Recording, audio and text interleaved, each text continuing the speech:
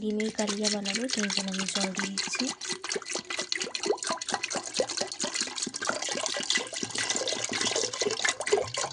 জলটা একবার মেপে নেব, এতটুকু দিলেই যথেষ্ট। আমার জলটা একটু লাগবে।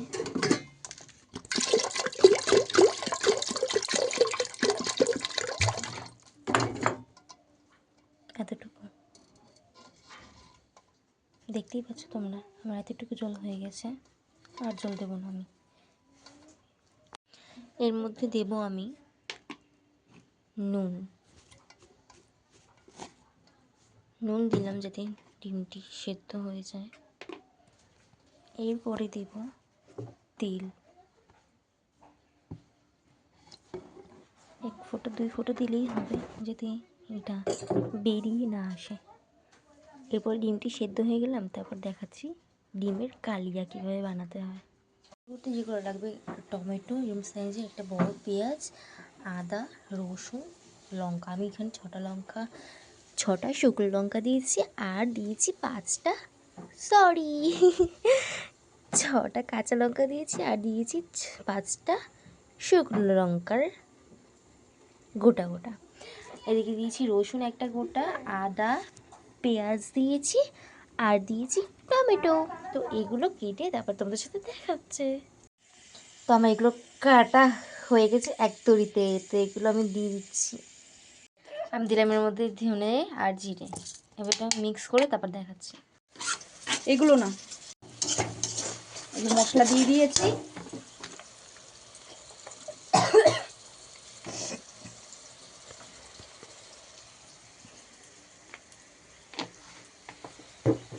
ঘরে একটু আগে আয়, হলুদ দিয়ে দিলাম,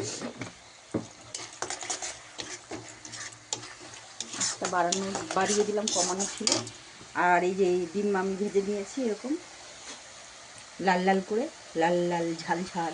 আর এই যে ধনেপাতাটা দেবো, ধুয়ে নিয়েছি, এবার কাটবো।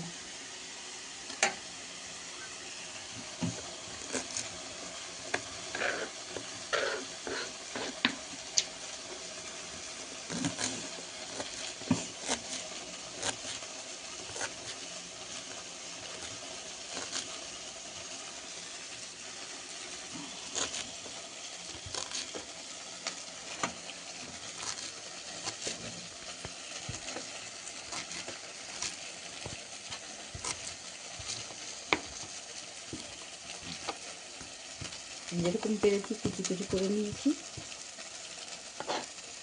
দিয়েছি আমার ধনেপাতা, তার মশলাটা করতে থাকে।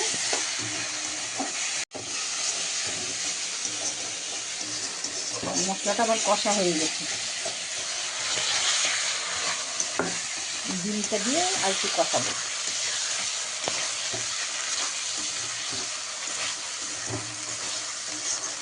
ঠিক আছে, আমি হতে থাকো, একটুখানি সময় লাগবে। অল্প করে মটরশুঁটি দিয়ে দিয়েছি, তা অল্প করে জল দিয়ে দেবো। তা আমি জল দিয়ে দেবো অল্প করে, আঁচটা বাড়িয়ে দিই।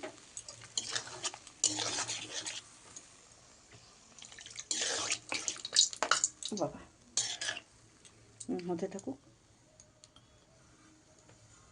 হতে থাকুক। এটা হয়ে গেছে, জাস্ট ধনেপাতাটা দিয়ে দেবো উপর দিয়ে।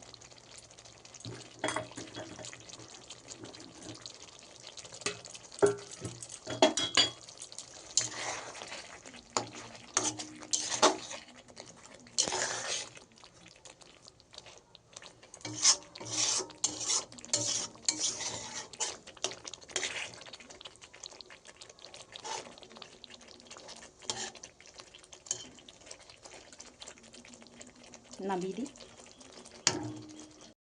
গ্যাসটা বন্ধ করে দিলাম।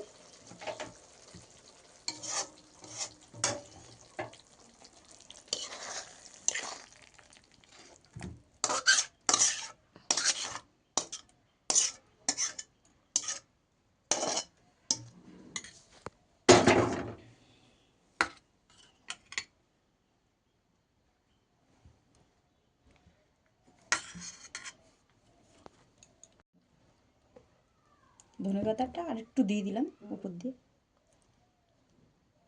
বাস তৈরি আমার ডিমের কারি। অসাধারণ।